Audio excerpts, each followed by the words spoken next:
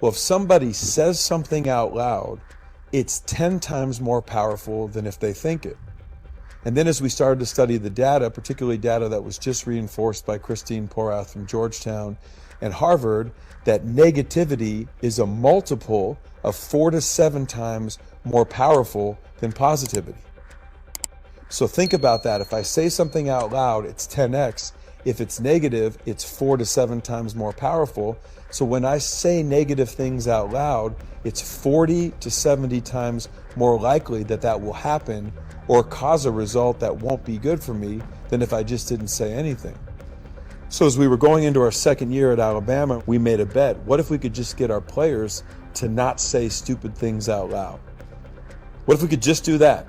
Not teach any element of positive thinking, but eliminate conversations about the heat, complaining about coaches, complaining about circumstances, complaining about situations, verbalizing negativity.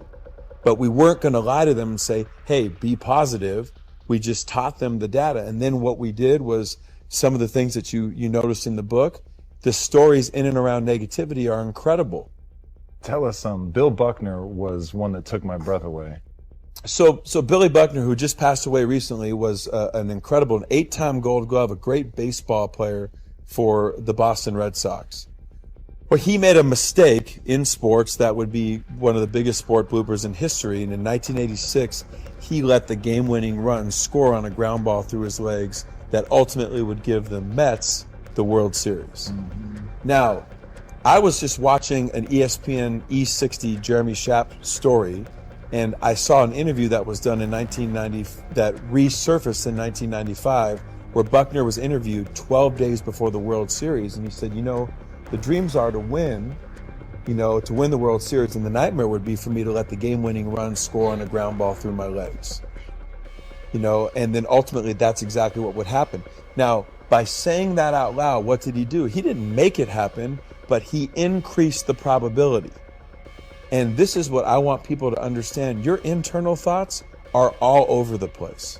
Do you think that he makes it more likely because it's going to subtly influence his behavior, or because you're talking to some magical deity that then says, well, you said it, and so I'm going to make it happen? I think that what he did is a subconscious plant. By verbalizing it and knowing that it's 10 times more powerful, he's planting it in his subconscious. He doesn't want it to happen, but it becomes something that's ultimately on his mind, and he gave it more power by verbalizing. When you refuse to allow any doubts in your own mind, then no doubts from others will ever cloud your judgment. When you create a strong mind, there can be no other that will defeat you with their words or with their judgments. When you believe in you, you need no other to believe in you. Because others really have no say in who you will become. Only you have that say. Only you can decide if others' opinions become reality or you create your own fate. The greatest challenge and the greatest obstacle any human will face is their own doubts, their own fears, and their own conditioned thoughts. If you want to live your dream, you will have to fight for it. You will have to fight the greatest battles of your life. You will have to battle the external enemy. People who don't believe in you. People who do you wrong. People who put you down. You will have to battle the intimate enemy. Those close to you who might do you wrong, or maybe you assume don't believe in you. Those who want the best for you, but their idea of support is to remind you of what can't be done or shouldn't be attempted. But the worst of all is the internal enemy. You will have to battle what seems like an army in your own head, an army of doubt, fear of failure, fear of judgment, lack of belief. The voices inside the head saying, I am not good enough. I'm not worthy. I want to do this, but I can't.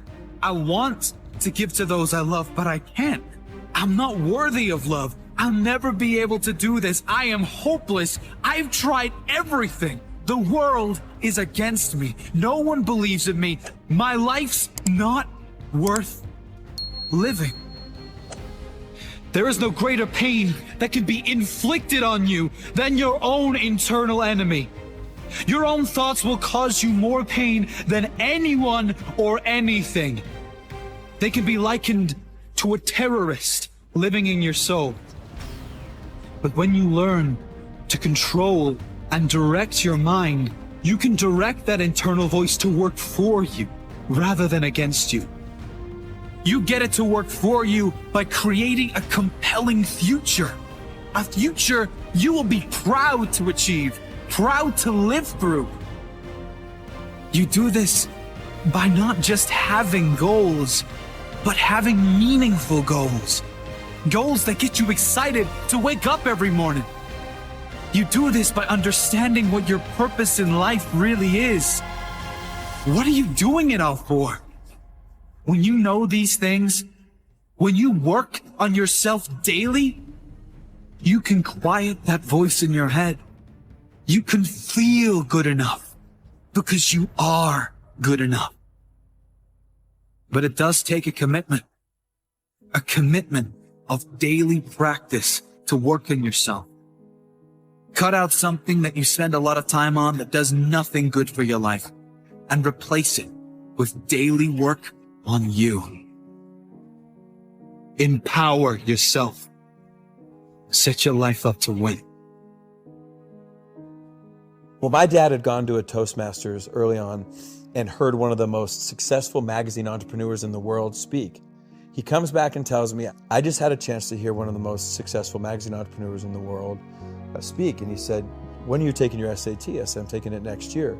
He said, well, this guy was failing out of high school. He was struggling. He was raised by a single mom in the Midwest, but he promised his mother he would take a test called the SAT. So he takes the SAT in May, his junior year, doesn't expect anything. The SAT, which I don't know how many your population know, but it's a standardized test with a math part and a verbal part. Both are scored out of 800 points. Well, this guy takes it. He's bombing. He's failing out of school. He doesn't expect anything as he's telling the story at Toastmasters. Well, he gets a 1480 out of 1600. So he's stunned, right? That would be for the smart people that listen to your podcast. Insane, yeah. Right, cognitive dissonance. Right? I got a 900 on my SATs just to give people a frame. Right, and I got a 990, excuse me. And I got a 1010, right? I was just, hey, 4 digits. And it's a variety of different things. So he gets the score, and his mother, doing what any mother would do, knowing her kid, says, did you cheat? Right? She knows her son. And he says, I swear to God, I tried to cheat, but the way the numbers were and the scantrons and the bubbles, you couldn't cheat. So she says, you mean to tell me you really got that score? He said, yeah, I got the score. So he's stunned, Tom. So as my dad's telling me the story, I'm like, okay. So he says, all right. So what he decides is, because he realizes he's smart and he's going into his senior year, he says, I'm going to go to class. Now he starts to go to class. He doesn't hang out with who he did when he didn't go to class. All right. Teachers see him in class and they said, hey, maybe Franklin Pierce, maybe we missed the boat on this kid. So they start to treat him differently. Well, as the guy would tell the story, he graduates, goes to a community college, goes on to Wichita State, goes on to the Ivy League, and becomes this massively successful magazine entrepreneur. So I said, okay, well, the guy was always smart. He just needed a standardized test to unlock it. My dad said, no, that's not the story. This is what I want you to understand. He said, 12 years after all this guy's success, he gets a letter in the mail from Princeton, New Jersey. Doesn't think anything about it. The next day, his wife says, you're going to open it. He opens it. True story, turns out the SAT board will periodically review their test-taking procedures and the policies. The year he took the test, he was one of 13 people sent the wrong SAT score. His actual score was a 740 out of 1,600. And he said, people think my whole life changed when I got the 1480. But what happened? My whole life changed when I started acting like a 1480. And what does a 1480 do? He goes to class. Well, this is one of the first stories I would share when I had my opportunity at Alabama or Florida State or Georgia. So A, your language is powerful, but number two, your behavior is way ahead of your success. And so many people let their feelings dictate what they do as opposed to throw your behavior out there. Russell Wilson's 5'10".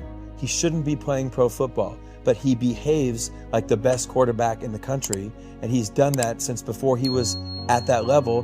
And then his feelings and emotions and his skill caught up to that behavior. I think the lesson my dad was trying to teach me ultimately was, in addition to my language, what I do not how I feel about my past is going to determine who I am in the future.